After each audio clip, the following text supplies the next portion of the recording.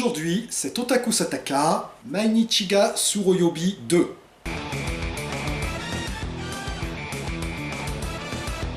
Minasan konnichiwa, perfetti Guillaume des. Cette fois, ça y est. Depuis le temps que je vous le promettais, elle revient. Plus pétasse que jamais. Kurara est de retour.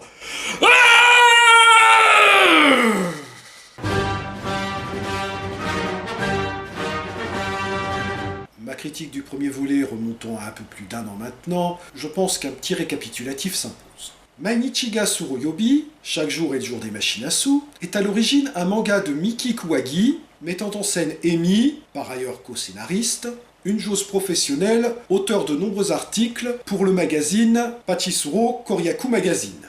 D'ailleurs, dans ma précédente chronique, je m'étais trompé, j'avais utilisé à la place le logo d'un autre magazine, Pachinko Koryaku Magazine.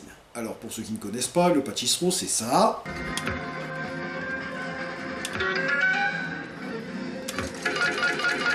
Tandis que le Pachinko, c'est ça. On pouvait confondre, non ?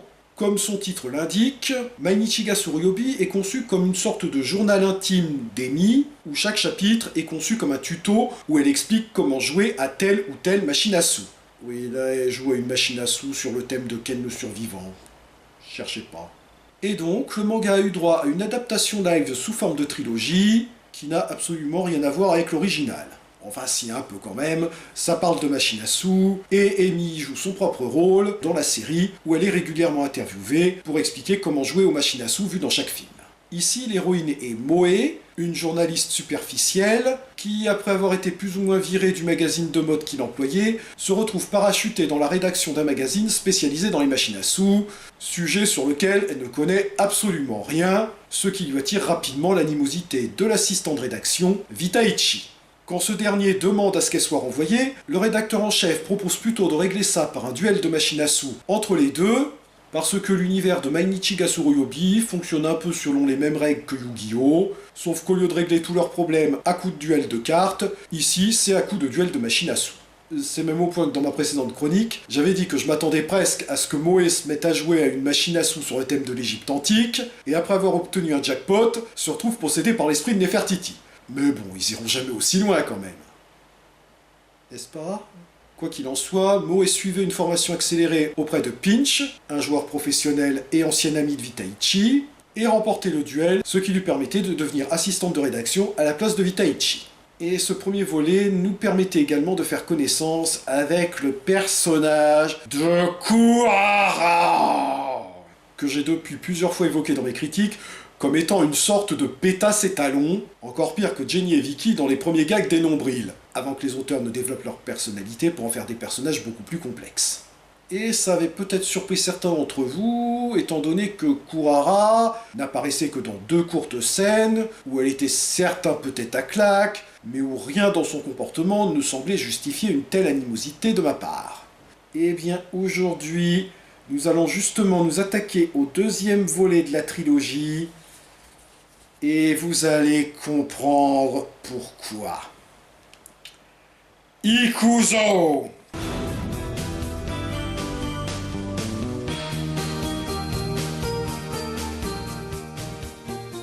Le 2e volet de Mainichi ga Tsuruyobi débute donc par...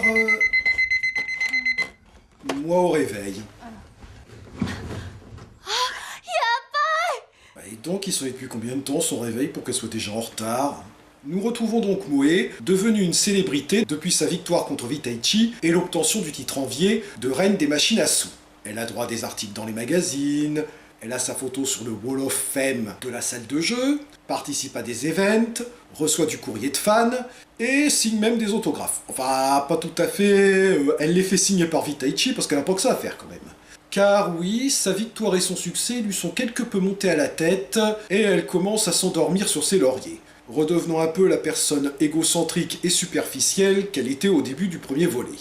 Elle n'écoute plus les conseils de Pinch, et encore moins ceux de Emi. Bref, Moé est sur son petit nuage, mais elle ne va pas tarder à en tomber pour atterrir dans une fabrique de planches à clous pour Fakir. En cause, 2 personnes. La première est évidemment Vitaichi, qui n'a toujours pas digéré sa défaite et le fait d'avoir été rétrogradé. Bon, faut dire aussi qu'elle l'asticote un peu. Et la deuxième est...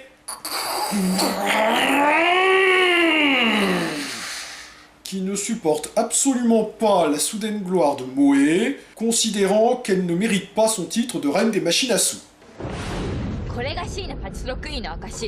Attention, l'abus de machine à sous peut nuire à votre pouce. Et c'est à peu près tout. C'est sa motivation. Elle peut pas saquer Mo. Bon d'accord, le fait que Moé l'ait remise à sa place de manière un peu brusque dans le 1 a dû jouer un peu, mais... je suis même pas sûr que ce soit vraiment sa motivation, et je crois que même sans ça, elle l'aurait fait chier quand même. Leur rivalité n'échappe pas à Vitaichi, qui voilà un excellent moyen de rabattre son kaki à Moé en organisant un duel entre elle et Kurara, dont l'enjeu est le titre de reine des machines à sous. Kurara s'entraîne sérieusement en vue de ce duel, tandis que Moé...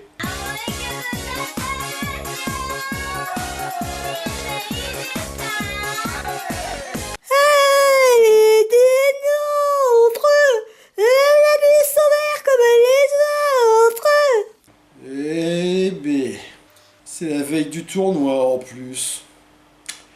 Je n'ose imaginer dans quel état elle va être le lendemain. Oh putain, la cuite. Tu t'es vu quand t'as bu? La reine des machines à sous et la reine des pétasses vont donc s'affronter sur une machine à sous sur le thème de l'Égypte antique. Quoi? Attendez, je blaguais moi tout à l'heure.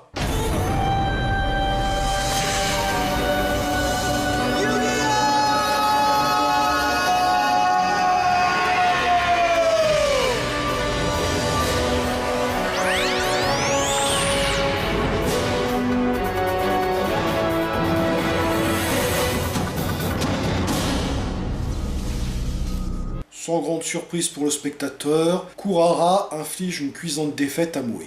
Le mot claque serait d'ailleurs beaucoup plus approprié parce que le score de Kurara, le score de Mo. Ouais, en fait, claque, c'est encore en dessous de la vérité. Là, on serait plutôt dans le cas d'un direct du droit, avec un point américain, sur une moto lancée à 140 à l'heure, avec un mur de béton de 50 cm d'épaisseur, juste derrière la tête de Moé. Ouais, là c'est déjà un petit peu plus proche de la réalité. Moé perd donc son titre de reine des machines à sous, sa réputation, son moral et son poste d'assistante de rédaction que reprend Vitaichi tandis qu'elle-même redevient une simple journaliste. C'est d'ailleurs assez bien souligné par la mise en scène dès le lendemain de sa défaite, où la rédaction retrouve la même atmosphère enfumée que lors de son arrivée, une façon subtile de montrer qu'elle est revenue à sa situation de départ. Bon, beaucoup moins subtile par contre, la photo de Wall of Fame qui se détache et tombe par terre.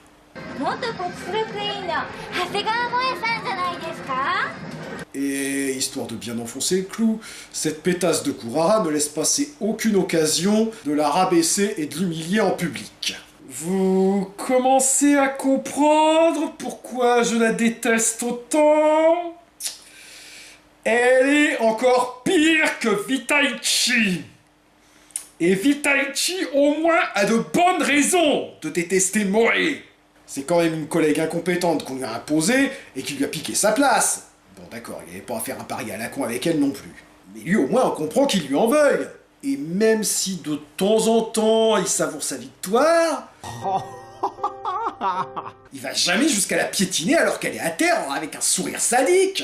Kurara, en revanche, n'a aucune raison valable de se comporter comme ça, en dehors du fait d'être une sale pétasse. Heureusement, Akane Suzuki, qui joue le rôle de Kurara, a également joué dans une production Zen Pictures. Ce qui me donne un excellent moyen de me passer les nerfs.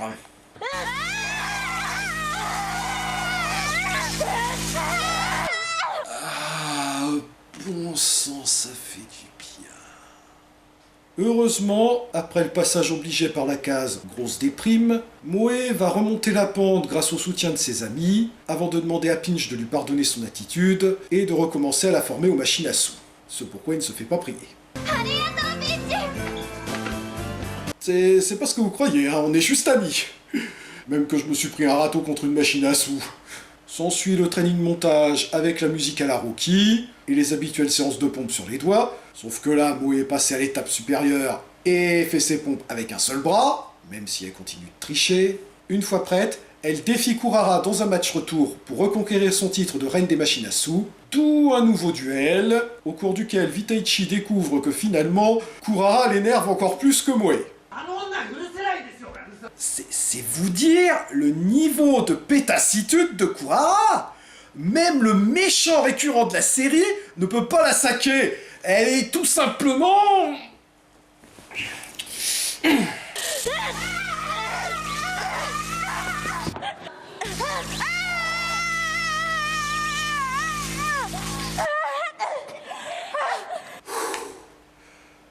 Reprenons.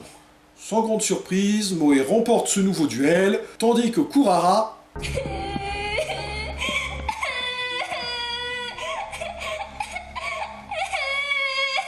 Oh putain que ça fait du bien.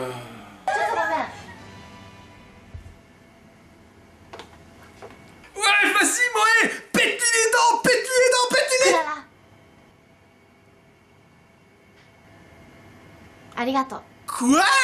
Eh oui, Moe la remercie de lui avoir fait prendre conscience qu'elle s'était endormie sur ses lauriers et de lui avoir permis de se ressaisir, et lui propose carrément de devenir son amie. Non mais vous le croyez ça? Moe se montre fair-play.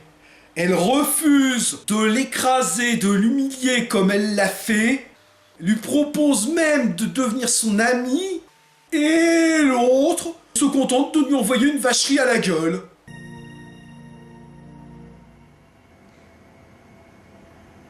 Ce personnage n'a rien appris, n'a pas évolué, n'a pas changé d'un iota, limite n'en a rien à foutre d'avoir perdu le combat parce qu'elle a quand même gagné le premier.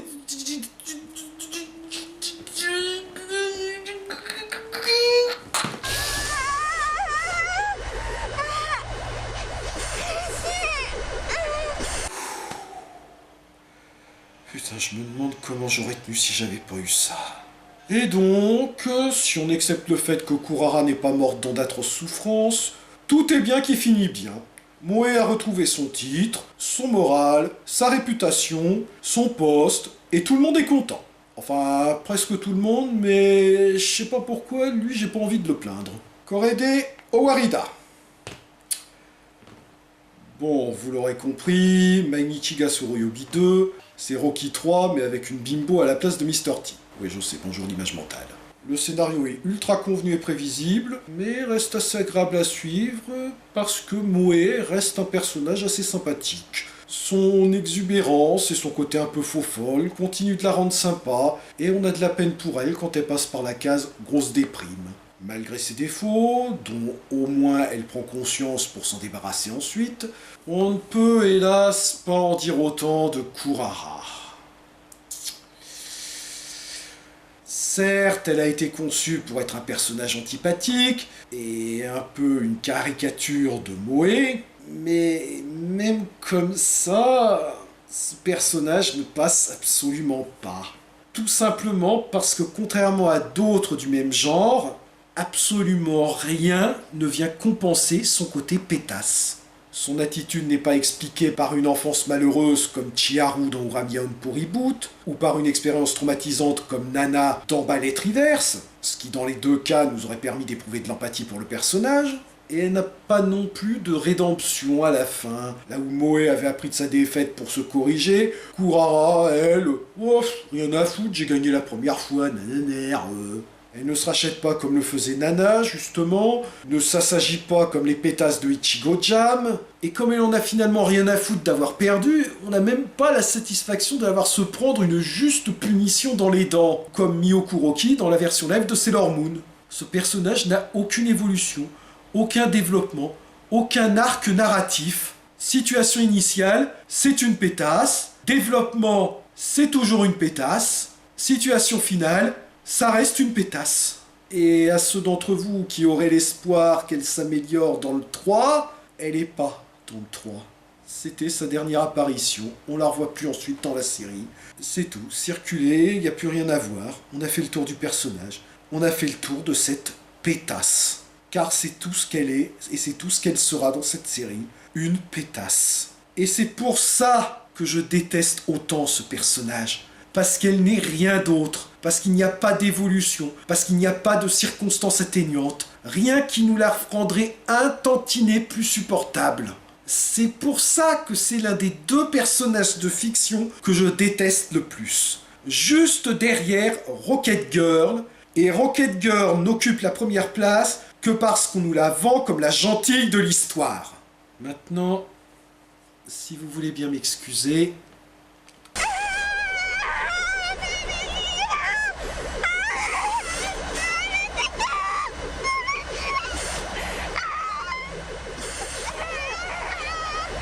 Flâner.